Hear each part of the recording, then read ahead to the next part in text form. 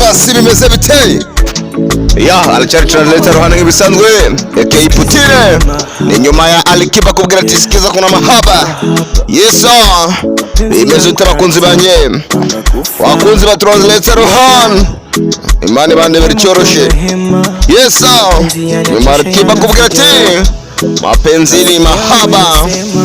Hey, atu mutima wanjye kwambwira ati mukundu wambyaye ewana ati urukundo rwatumye najya abagenzi ni Alikiba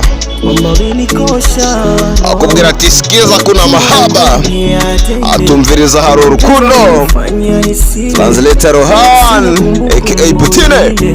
Hey, ewana ati nabapfuye barancingura nabora mu rukundo rwamaye nabi umutima ati nongera ndazuka ati narapfuye nahambwa nashingurwa nabora ati urukundo rwamaye nabi umutima ati bigeze aho ndazuka. Uwo ni Alikiba kubwira ati sikiza kuna mahaba umviriza hari urukundo bagenzi rwa rukundo rumwe rwa Olivier hiya ni translator Rohan aka Putine bikugezaho iwana Alikiba. Okay, aba DJ bose n'abamane bande bericyoroshye bahaye peace atumviriza mukobwa yewe muko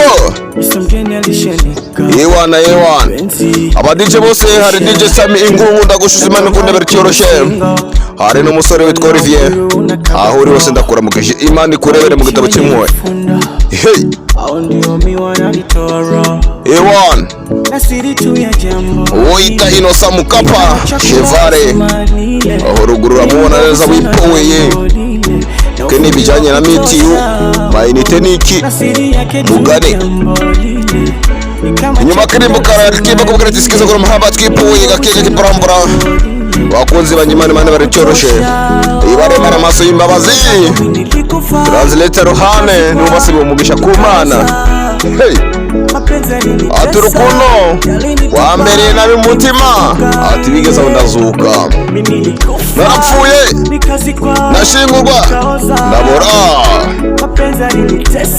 urukundo rwambaye nabi mu mutima bigeze aho ndazuka. Ni Alikiba indirimbo bahise sikiza kuna mahaba by Alikiba mu Tanzania kabisa.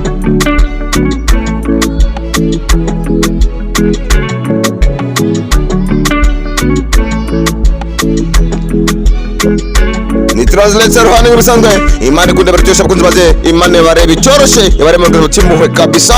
Ni translator Rohan ubibasabiye.